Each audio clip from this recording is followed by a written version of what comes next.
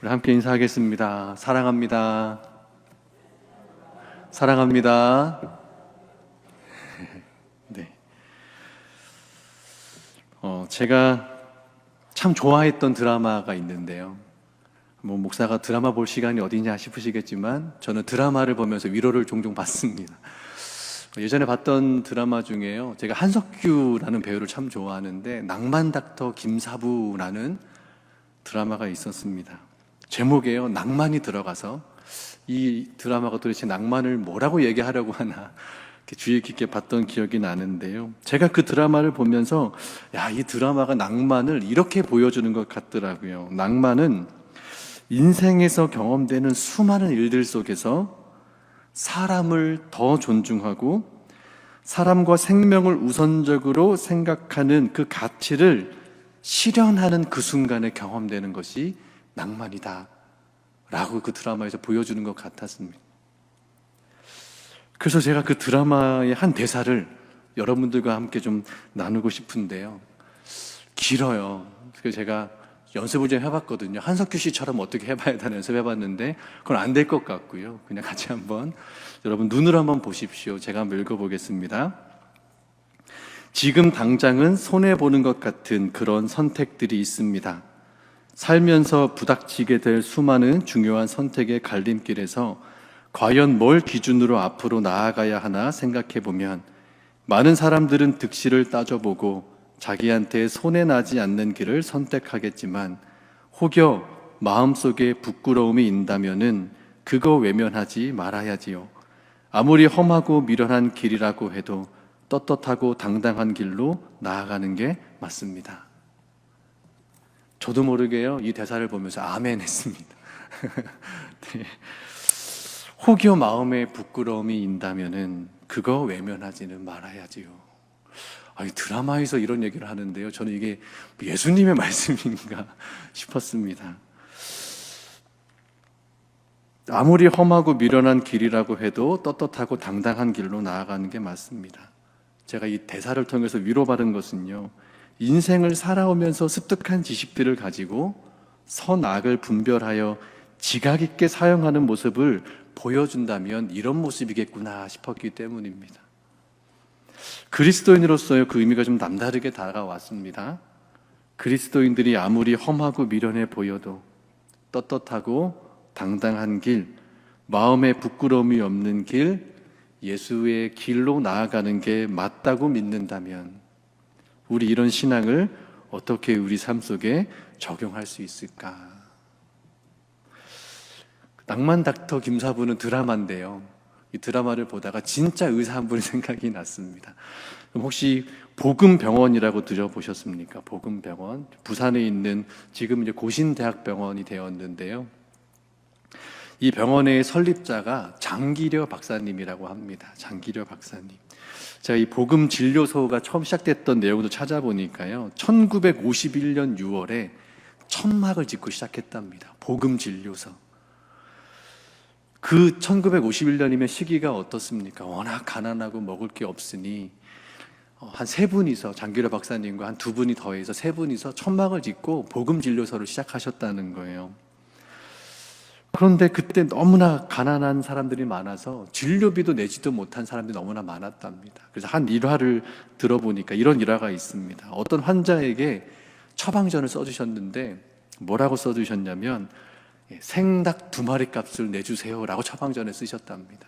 그러니까 환자를 진단을 했는데 처방전이 뭐였냐면 생닭 2마리 값을 내주세요 라는 거예요. 그래서 이 처방전을 받은 직원이 찾아왔답니다. 선생님, 이게 생닭 2마리 값을 어떻게 주냐 그랬더니 내 월급에서 빼서 주라. 근데 이 환자가 도대체 어디가 아프길래 생닭 2마리를 줬나 봤더니요, 환자가 영양실조인 겁니다. 워낙에 먹을 것이 없으니 그래서 아파서 온 거예요. 그래서 처방전을 뭐라고 썼냐면 생닭 2마리 값을 줘라, 내 월급에서 뺏어 줘라, 이런 일화가 있다라는 겁니다. 그러면서 이분이 이제 돌아가셨지만 살아계셨을 때 인터뷰했던 내용이 있어서 찾아봤더니 그분이 이런 말을 했습니다. 한번 보세요. 인술이 다른 것 아닙니다.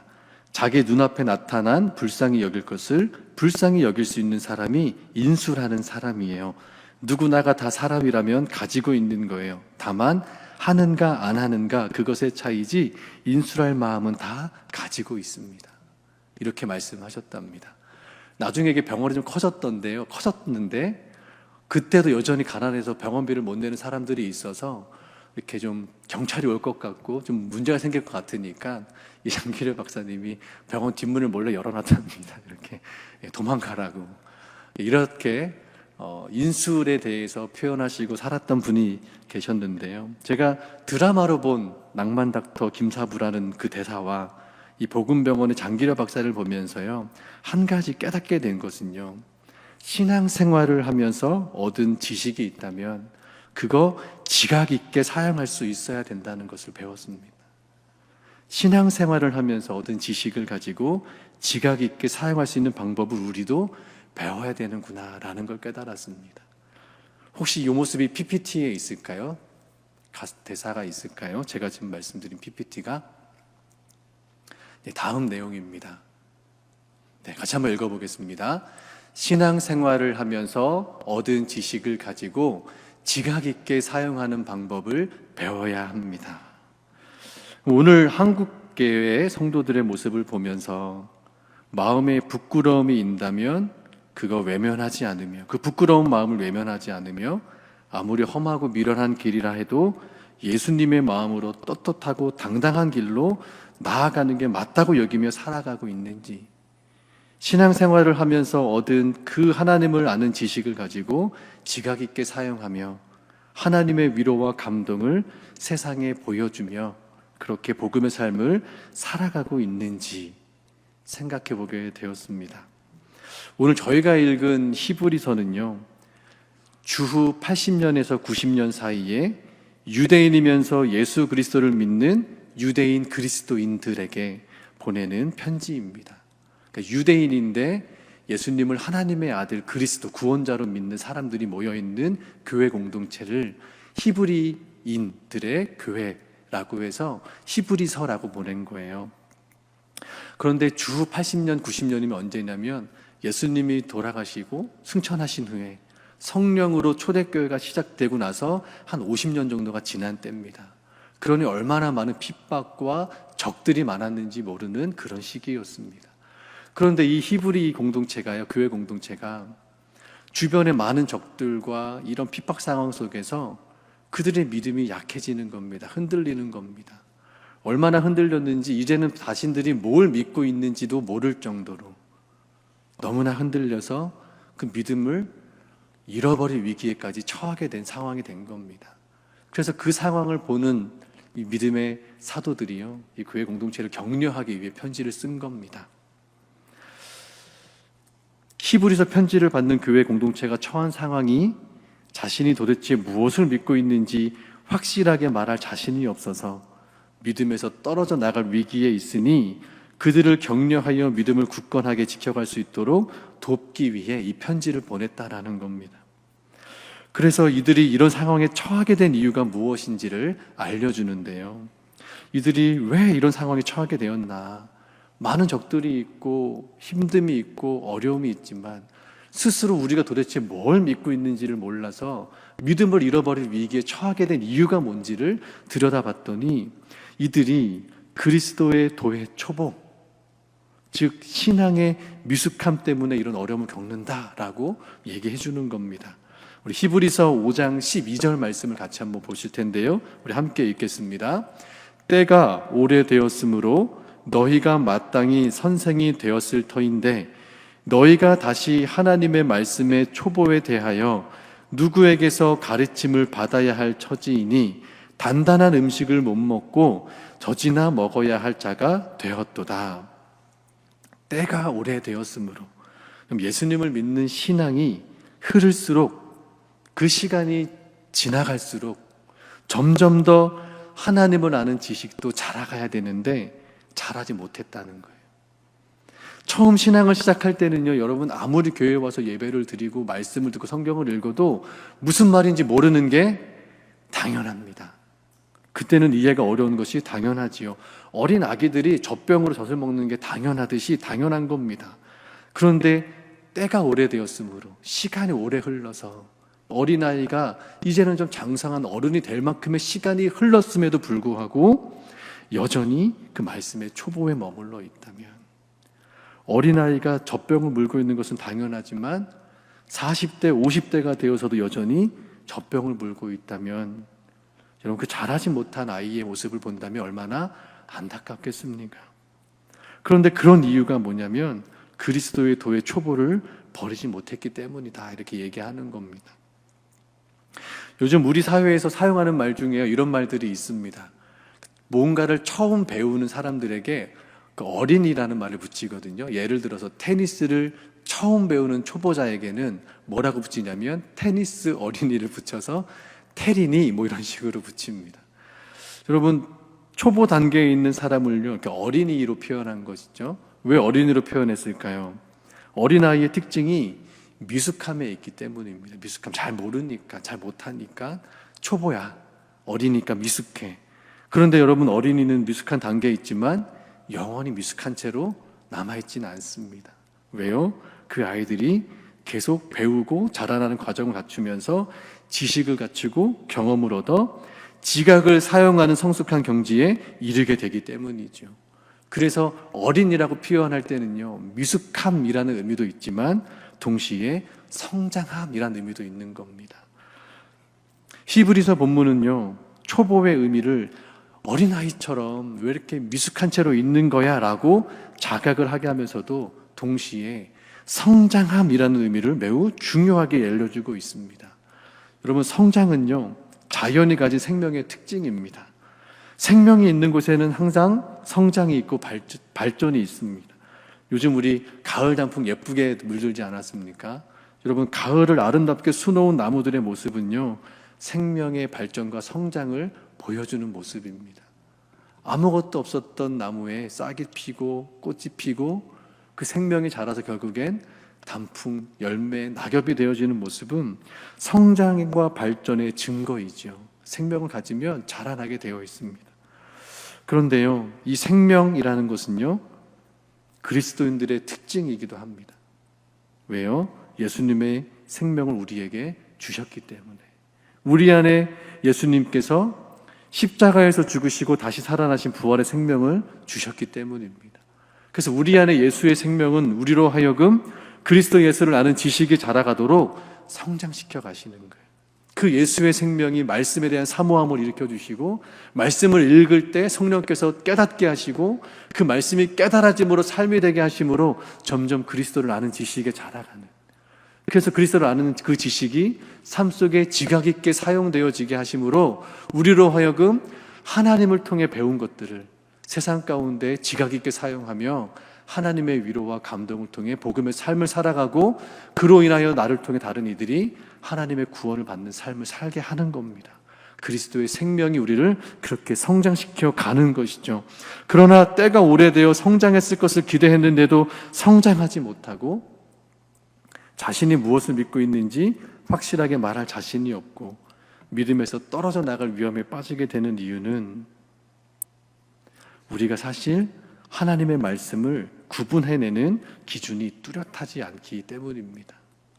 그것이 맞는 교리인지, 그 말씀이 정말 하나님의 말씀이 맞는 것인지 검증할 방법과 지식이 없기 때문일지 모르겠습니다. 예를 들어서요, 이런 하나님의 말씀에 대한 지식이 없이 하나님의 놀라운 은혜를 경험하신 분들이 계세요. 정말 하나님의 지식은 정말 우리가 잘은 모르지만 그런 큰 은혜를 받은 분들이 계십니다. 예를 들면 정말로 아픈 병에서 고침받은 분들이 계세요. 제가 이전에 있었던 교회에서도 정말로 이분은 살 가망이 없다고, 폐혈증까지 오셔서 이제는 더 이상 기대할 것이 없다고 하신 분이 3일 지나고 나서 잘 회복하셔서 지금도 약을 드시면서 10년 넘게 중보기도를 하시며 살고 계신 한 권사님이 계신데요, 그 권사님이 항상 다른 분들을 향해 이렇게 말씀하시는 거예요. 누가 아프면 기도하면 하나님 낫게 해주신다는 거예요. 그 말은 맞아요. 그런데 궁금한 거예요. 기도하면 하나님 왜 낫게 해주세요? 그 설명을 못 하시는 거예요. 내가 증인인데, 나는 그 은혜를 받았는데, 그래서 살아났는데, 내가 너한테 해줄 말은 기도하면 하나님이 낫게 해주셔 밖에 없는 거예요.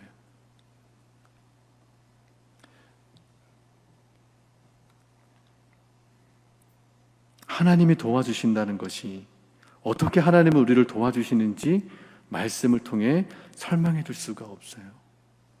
하나님을 아는 지식은요, 어려운 상황에 처했을 때 더욱 믿음으로 그 상황을 돌파해 나아갈 수 있는 신앙의 역량으로 나타납니다. 그래서 하나님 말씀에 대한 지식이 없으면 그 삶의 상황에 따라 지각 있게 사용하지 못함으로 믿음에서 떨어져 나갈 위험에 빠지게 되고, 혹은 잘못된 가르침에 희생당하고 맙니다. 여러분, 요즘 한국 사회에 이단이 많은 이유는 뭐예요? 잘못된 가르침을 분별할 지식이 없기 때문입니다. 그래서 히브리서 6장 1절 2절에서요 이렇게 말씀하시는 겁니다. 다시 한번 오늘 본문 히브리서 6장 1절과 2절 같이 한번 읽겠습니다. 그러므로 우리가 그리스도의 도의 초보를 버리고 죽은 행실을 회개함과 하나님께 대한 신앙과 세례들과 안수와 죽은 자의 부활과 영원한 심판에 관한 교훈의 터를 다시 닦지 말고 완전한 대로 나아갈지니라. 아멘. 죽은 행실을 회개함, 하나님께 대한 신앙, 세례, 안수, 죽은 자의 부활, 영원한 심판에 대한 교훈은 이미 우리가 다 아는 지식이라는 거예요. 여러분, 이거 모르지 않으십니다. 그러니 이것을 다시 알기 위한 노력을 할 필요는 없고, 이제 이 지식을 가지고 완전한 대로 나아가야 된다는 거예요. 완전한 대. 이 말은요, 완전한 대로 나아간다라는 말은 무슨 뜻이냐면 완벽해지라는 의미가 아닙니다. 실수도 안 하고 모든 일을 다 알아서 완벽하게 처리하라는 기계적인 완벽한 그런 뜻이 아닙니다. 이 헬라어의 의미는요, 성숙한 경지에 이르러라라는 뜻입니다. 성숙한 경지. 그 성숙한 경지에 이르는 것이 무슨 뜻이냐면 온전함이라고 그래요. 온전함. 여러분, 시편 1편에 보면 복 있는 사람은 이렇게 시작이 되지 않습니까? 시편이라는 것이요, 하나님과 동행하며 살았던 신앙인들의 신앙의 고백이고 기도의 고백인데, 엄청 많은 내용들이 있지만 그 중에 150개를 엄선한 겁니다. 그 중에 제일 먼저 1편으로 두기에, 시편의 제목과 같이 두기에도 합당한 말씀 같아서 시편 1편을 가장 앞에 둔 겁니다. 그런데 그 시작이 뭐예요? 복 있는 사람은. 그런데 이게 시다 보니까요, 헬라어로 보면 어떻게 되어 있냐면 행복하여라 그 사람, 이렇게 시작이 돼요. 근데 행복한 사람이 어떤 사람이래요? 복 있는 사람은 악인의 꾀를 따르지 않는데요, 죄인의 길에 서지 않는답니다. 그리고요, 오만한 자들의 자리에 앉지 않는답니다. 이상하지 않습니까, 여러분? 행복한 사람은 어떤 사람이어야 돼요? 뭐 좀 불편함이 없이 살아야 좀 행복한 거 아닌가요? 성경은 거기에 행복의 가치를 단 한 번도 언급하지 않습니다. 성경은 이렇게 얘기합니다. 악인들의 꾀를 따르지 않는 것이다. 죄인들의 길에 서지 않는 것이다. 오만한 자들의 자리에 앉지 않는 것이다. 그럼 이 사람은 악인들의 꾀가 무엇인지, 죄인들의 길이 무엇인지, 오만한 자들의 자리가 무엇인지 어떻게 알았을까요?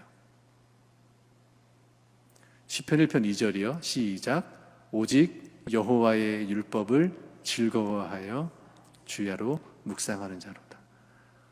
여호와의 율법을 어떻게 했대요? 그 사이에 즐거워했다는 거예요. 즐거웠다라는 게 뭡니까, 여러분?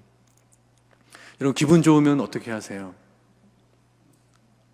기분 좋으면 여러분 콧노래도 부르시고 흥얼흥얼 하시죠? 예, 그겁니다. 여호와의 율법이 즐거워서요, 흥얼흥얼 거렸다라는 거예요. 그게 묵상했다라는 겁니다. 읊조리는 것, 반복하는 것. 그러니 악이 뭔지, 죄가 뭔지, 오만함이 뭔지 어디서 배웠어요? 말씀이요. 그래서 그 말씀을 통해 내가 악을 저지르지 않고 죄를 저지르지 않고 오만해지지 않았더니 그 사람이 어떻게 됐대요? 행복하더라. 시냇가에 심은 나무처럼 철을 따라 열매를 맺으며, 시냇가에 심은 나무처럼 철을 따라 열매를 맺는 삶이 되었답니다. 그럼 시냇가에 심은 나무는요, 시냇가에 자기가 가서 심겨진 거 아니잖아요. 그냥 누가 심어 놓은 겁니다. 그런데요, 중요한 건 뭐예요? 시냇가가 중요한 게 아니에요. 철을 따라 살아가는 방법을 배운 겁니다. 인생의 계절이 있지 않습니까? 인생이 혹독한 시기도 있고요, 고난도 있고요, 아픔도 있고요, 시련도 있습니다. 이걸 다 지났더니 뭐가 됐어요? 열매를 맺었더라. 이제 한번 퀴즈 한번 내볼게요. 여러분, 사과나무에 열매가 맺으면 뭐가 될까요? 사과죠. 포도나무에 열매가 맺어지면 당연히 포도입니다. 진짜 퀴즈는 이거예요. 그러면 열매 그거 누가 먹을까요?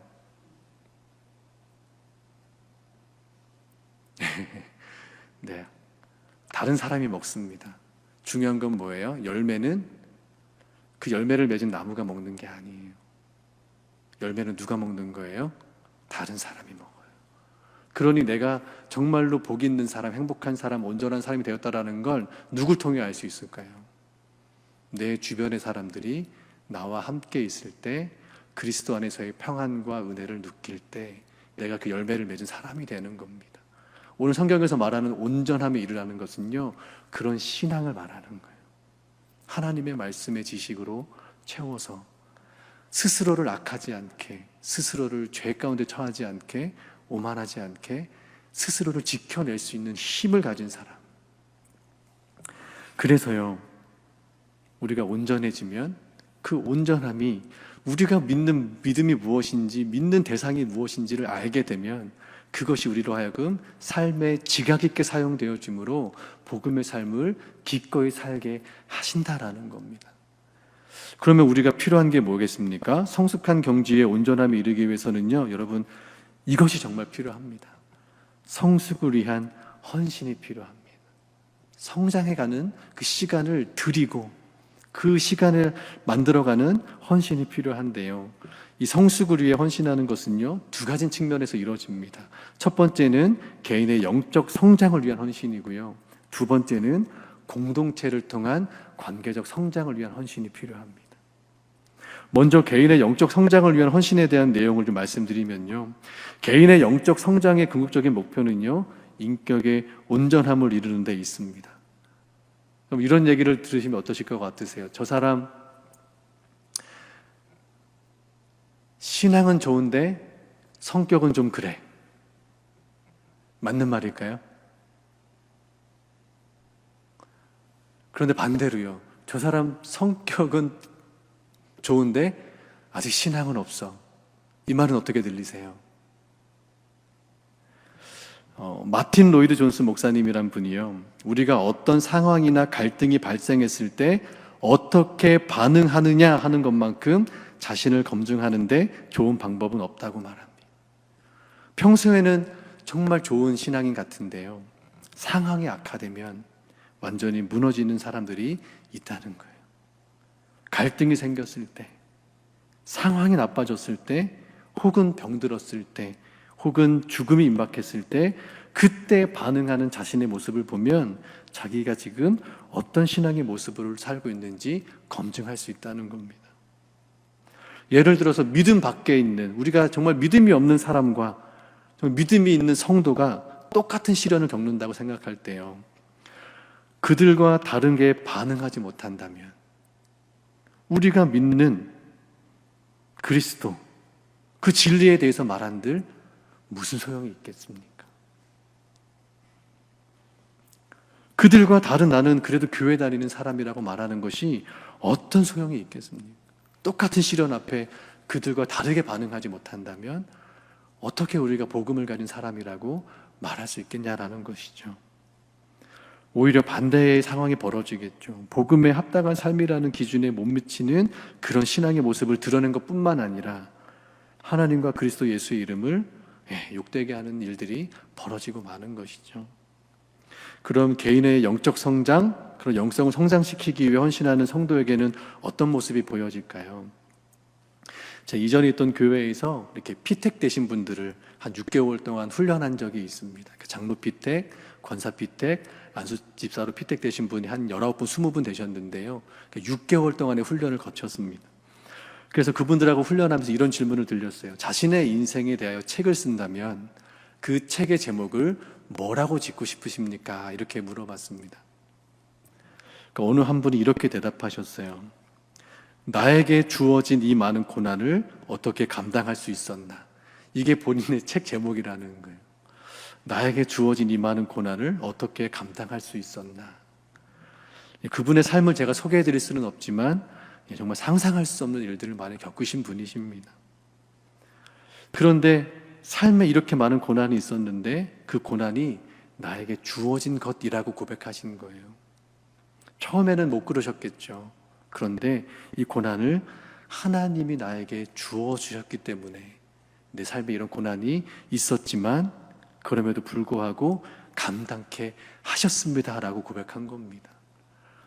여러분들도 이 책 제목 쓰고 싶으시죠? 네, 제가 제 아내한테만 물어봤어요. 당신은 뭐라고 쓰고 싶냐?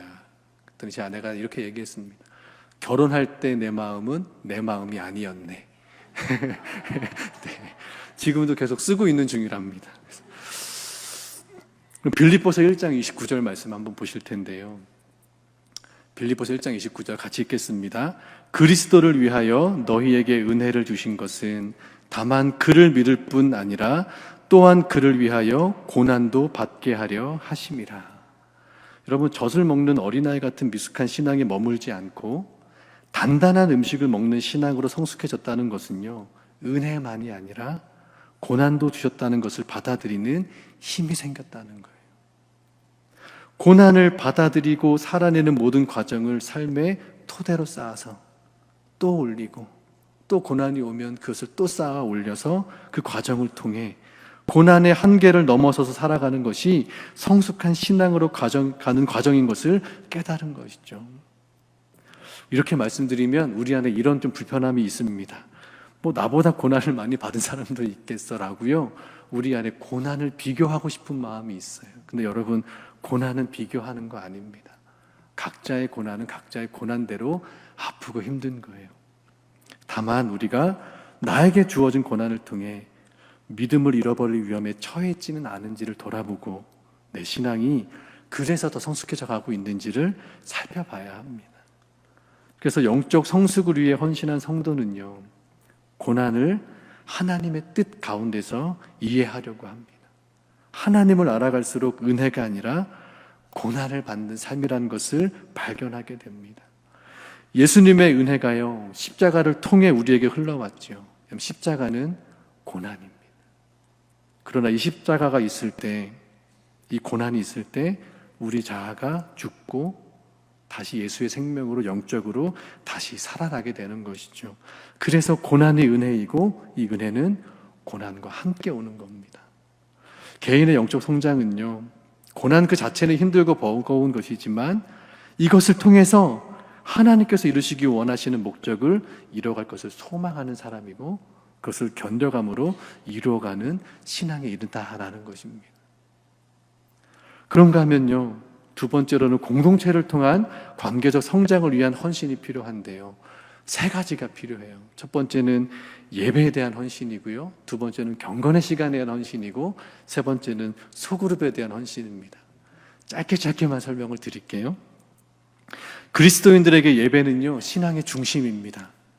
예배하는 이 시간을 통해 하나님을 향한 우리의 믿음을 고백하기도 하고 우리를 향한 하나님의 사랑과 선하시고 온전하신 뜻을 발견하고 또 그렇게 내 의지를 꺾고 하나님의 뜻에 순종하며 살 것을 기도하지요. 믿음을 고백하고 하나님의 사랑과 선하심을 듣고 내가 하나님의 뜻을 알겠노라 순종하는 기도를 드리는 것이 예배의 자리에서 일어납니다.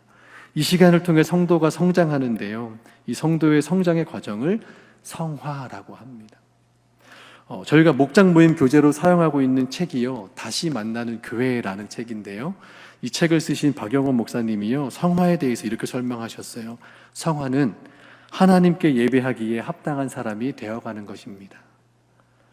이게 무슨 말이냐면요, 우리 안에는 이미 하나님을 예배하기에 합당한 마음이 있을까요, 없을까요? 없다는 거죠. 그런데 반복되는 예배를 통해 어떤 일이 벌어지는 거예요? 하나님이 받으실 만한 예배를 드릴 선한 마음, 하나님이 받으실 만한 선한 삶을 가진 삶으로 바뀌어 간다는 거예요. 그러니 우리가 예배에 헌신하는 겁니다. 예배를 지켜드리려고 애쓰는 것이죠. 그런데요, 우리가 10년 전이나 오늘이나 예배하는 태도와 마음이 똑같다면 그 그 헌신의 시간과 방법이 똑같다면 어떨까요?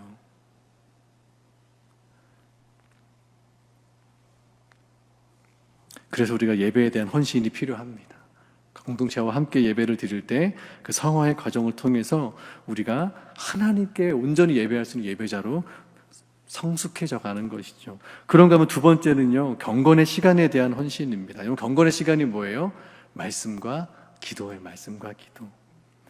그런데 여러분, 중요한 것은요, 말씀을 읽었느냐, 기도를 몇 시간 했느냐, 기도의 자리를 지켰느냐도 중요하지만 가장 중요한 건 말씀을 통해, 기도하는 시간을 통해 하나님을 인격적으로 만났느냐가 중요합니다.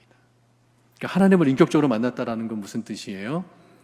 내가 필요한 것만 하나님께 막 아뢰는 것이 아니라, 그래서 하나님이 내게 뭐라고 말씀하시는지 하나님의 말씀을 깨닫는 시간을 가져가는 것. 이게 인격적인 겁니다. 대화잖아요. 제가 예전에 어떤 한 청년을 신방하러 카페를 갔습니다. 여름이었는데요, 그 청년을 만나서 커피를 주문하고 앉았는데 주문한 지 얼마 안 돼서 커피가 나왔어요. 그 청년의 목이 말랐는지 막 한 입에 그냥 빨대에 꽂아서 막 마시는 거예요. 그 만난 지 10분도 안 됐는데 목사님 커피 마셨으니까 가시죠? 이러는 거예요. 그래서 제가 얘기했습니다. 내가 커피를 마시려고 널 만난 게 아니라 널 만났으니까 커피를 마시는 거야. 이게 좀 바뀐 거거든요. 아니, 내가 너랑 커피를 마실 거면 안 왔지. 그냥 마시면 되는데 내가 널 만났으니까 커피를 마시는 거야. 우리가 하나님을 만나는 말씀과 기도가 커피처럼 돼서는 안 됩니다. 내가 필요한 것 다 채웠으니 그만 가겠습니다가 아니고요. 하나님을 만났다면 하나님의 음성과 마음을 듣는 시간이 필요한 것이죠. 충분한 시간이 필요합니다. 근데 우리 삶이 바쁘지 않습니까? 여러분, 말씀과 기도 못 하시는 분들 대부분의 핑계가 뭐예요? 시간이 없어요. 시간이 없어. 근데 헌신한다는 건 뭐예요? 그 시간을 드리는 거예요.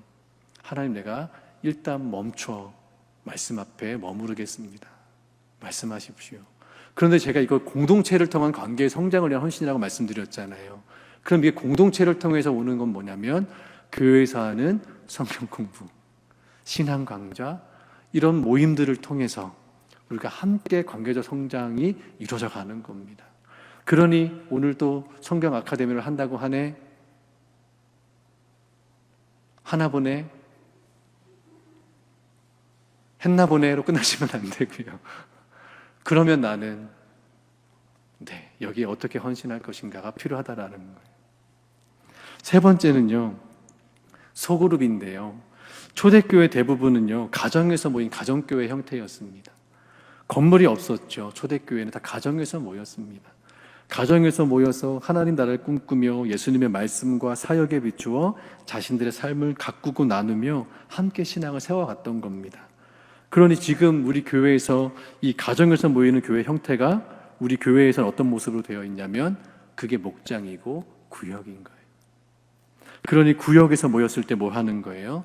예수님이 하셨던 것들을 우리가 다시 한번 돌아보고 우리의 삶을 나누고 서로 가꾸어주고 격려해줘 세상 가운데 더 잘 성숙한 신앙을 가지고 지각 있게 사용할 수 있도록 도와가는 것을 통해 함께 성장해 가는 겁니다. 벌써 좀 꽤 된 얘기인데요. 제가 예전에 태국에 단기 선교를 다녀왔을 때인데요. 돌아오는 날입니다. 선교를 마치고 돌아오는 날, 그래도 선교팀을 위해서 후원하신 분들을 위해서 선물을 사러 대형 마트에 들린 적이 있는데, 대형 마트에 갔더니 몇몇 분들만 사러 가시고 한 20분이면 오실 거니까 좀 기다리기로 했는데 갑자기 폭우가 쏟아지기 시작한 겁니다. 저희가 이제 트럭 같은 이제 차를 타고 있었는데 얼른 옆에 막 천막을 내려서 비를 막았는데 구멍구멍 사이로 막 비가 새는 겁니다. 그래서 같이 갔던 일행 중에 한 장로님이 벌떡 일어나셔서 그 구멍을 막고 쓰신 거예요. 한 5분 정도 서 계셨으면 괜찮을 텐데 이 선물 사러 가신 분들이 한 20분, 30분 걸렸어요. 그래서 그래도 잘 갔다 왔으니 되겠다 싶었는데 장로님이 조금 화가 나셨나 봐요. 버럭 하셨습니다. 빨리 갔다 와야지. 비가 오는데 뭐 하는 거냐고. 그 뒤로 선교팀이 다 침묵한 채 비행기 타고 서울로 돌아온 겁니다. 그런데 다음날 아침에 그 선물을 사러 가셨던 우리 선교팀원들이 예쁜 봉지에 그 선물 과자와 이렇게 편지를 써서 이렇게 쓰셨더라고요. 버럭 과자 이렇게 쓰시고 되게 예쁜 웃음 표시를 하면서 성도 팀원들에게 나눠주셨습니다. 제가 그때 깨달은 게 뭐냐면, 여러분, 선교하는 게 힘든 게 아니더라고요. 선교하는 기간에 공동생활이 정말 어렵습니다. 그 시간을 절제하고 그 시간을 참아주고 견뎌주는 시간이 진짜 어려운 거예요. 그런데 우리가 어떻게 온전함에 이르게 되냐면, 관계적으로 성장해 갈 때, 함께 성장해 가는 그 시간에 헌신하기 시작할 때 우리가 같이 성숙해져 간다라는 것이죠. 미숙한 신앙, 하나님에 대한 지식이 부족하고 영적으로 미숙한 상태에 있다 하더라도 그 자리에 머물려 하지 않고 개인의 성장과 공동체를 통한 관계적 성장을 위해 헌신을 멈추지 않는다면, 순간순간마다 우리가 성숙함 열매를 맺어가 그런 기쁨과 감격을 느끼는 일이 끊이지 않을 줄로 믿습니다. 이 말씀을 준비하는데요, 우리 망우교회가 이 성장에 대한 소망을, 성장에 대한 갈망을 멈추어 둔 것은 아닌지, 그런 소망을 낼 수가 없어서 거두어 들이고 그저 멈춰선 자리에 두고 있는 것은 아닌지 묵상하게 됐습니다. 그런데 여러분, 미련해 보이고 또 후회할 것 같은 마음이 들지라도 완전한 대로 나아가라는 것이 하나님의 말씀이라면 우리 그 말씀을 따라가는 것이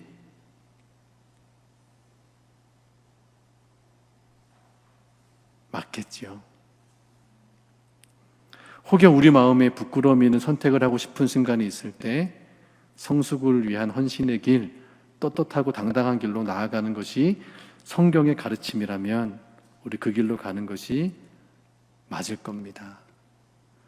우리가 이 성숙과 성장을 위한 헌신에 포기하지 않고 갈등에 부딪히고 어려움이 있다 할지라도 그걸 토대 삼아 넘어서고 그걸 토대 삼아 또 쌓아 올라간다면 결국엔 우리 망우교회 모든 성도들이 온전한 그리스도인이라 불리는 복된 하나님의 사람들이 될 줄로 믿습니다. 그래서 여러분, 오늘 말씀을 드렸지만 다시 한번 그 소망을 갖기를 원합니다. 하나님, 우리가 더 하나님 알아가는 일에 헌신할 수 있는, 우리의 삶과 경험 때문에 포기해버리고 멈춰두었고 버려두었던 그 마음을 다시 한번 갖기를 원합니다. 또 후회할 수 있겠지만, 또 미련하다고 할 수 있겠지만, 그렇게 주님께로 온전함으로 나아갈 수 있는 길이 열려진다면 그 한 걸음 우리가 한번 가보겠습니다. 이런 결정들, 이런 믿음의 결단들을 성도분들이 해내실 수 있기를. 그래서 여러분, 5년 뒤, 10년 뒤에 여러분이 좀 더 노년이 되셨을 때 돌아봤을 때 그때 후회할 뻔했던 그 길, 그래서 멈춰섰다면 오지 못했었던 그 길을 내가 참 잘 걸어서 이 토대를 쌓아왔던 성숙의 경지에 이르렀구나 하시고 하나님께 감사할 수 있는 우리 망우의 성도분들 되시기를 주님의 이름으로 축원합니다.